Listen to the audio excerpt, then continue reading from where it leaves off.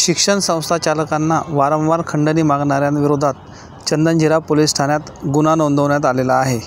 या प्रकरणी तिघांना अटक केल्याची माहिती चंदनझिरा पोलीस ठाण्याचे पोलीस निरीक्षक बाळासाहेब पवार यांनी दिली। काल दिनांक 24/2025 रोजी फिर्यादी रवी प्रदीप कोमने व्यवसाय शिक्षण संस्था चालक आहेत यांनी फिर्याद दिली की जे 3 आरोपी आहेत करण निकाळजे, सुरेश खंडाळे आणि गौरव बंटी खंडाळे, रमेश निकाळजे यांनी त्यांना सांगितलं की तुम्ही मुलांचे शिष्यवृत्तीचे पैसे वाटतात, शिष्यवृत्ती खोटी उचलतात आणि तुम्ही जर आम्हाला एवढे पैसे दिले नाही तर आम्ही तुमच्याविरुद्ध अर्ज फाटे करून तुमच्यावर कारवाई करू असं म्हणून त्यांना धमकी वगैरे दिली आणि त्यांच्याकडे पैसे उकळलेत, काही पैसे उकळलेत, काही अजून उकळण्याचा प्रयत्न चालू होता।